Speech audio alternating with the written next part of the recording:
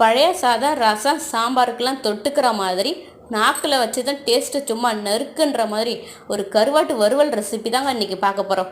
நான் இன்றைக்கி வாழை கருவாடு எடுத்திருக்கேன். உங்கள்கிட்ட என்ன கருவாடு இருக்கோ அதையும் நீங்களும் எடுத்துக்கோங்க. அடுத்ததாக குழம்பு மிளகாய்த்தூள் சில்லி பவுட்ரு போட்டு நல்லா க்ளீன் பண்ணி வச்சுருக்கிற கருவாடு சேர்த்து நல்லா ஒரு தடவை மிக்ஸ் பண்ணிப்போம். நான் இதில் உப்பு தண்ணி எதுவும் சேர்க்கலை, நீங்கள் தேவைப்பட்டால் சேர்த்துக்கோங்க.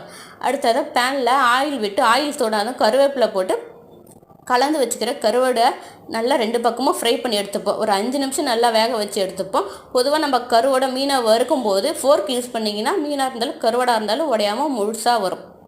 இப்போ கருவாடு நல்லா ஃப்ரை ஆகிடுச்சு. அடுத்ததாக இதுக்கு ஒரு மசாலா ரெடி பண்ணிப்போம்.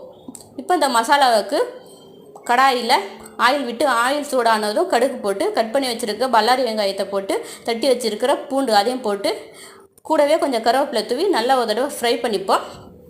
இது கூட கட் பண்ணி வச்சுருக்க தக்காளி சேர்த்து நல்லா ஒரு கிளறி விட்டு நல்லா வதக்கிப்போம். இது கூட குழம்பு மிளகாய்த்தூள், சில்லி பவுடர், கரம் மசாலா இதில் எல்லாத்தையும் சேர்த்து நல்லா ஒரு தடவை மிக்ஸ் பண்ணிப்போம். கூடவே பெப்பர் போட்டு அதையும் நல்லா மிக்ஸ் பண்ணிப்போம். இப்போ வறுத்து வச்சுருக்கிற கருவாடு போட்டு நல்லா ஒரு கிளறி விட்டுப்போம்.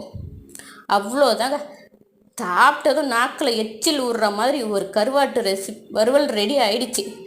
நீங்களும் உங்கள் வீட்டில் ட்ரை பண்ணி பார்த்துட்டு எப்படி இருந்துச்சுன்னு கமெண்ட்டில் சொல்லுங்கள். மறக்காமல் நம்மளோட சேனலை சப்ஸ்கிரைப் பண்ணிவிடுங்க. நெக்ஸ்ட் வீடியோவில் பார்க்கலாம். பாய்.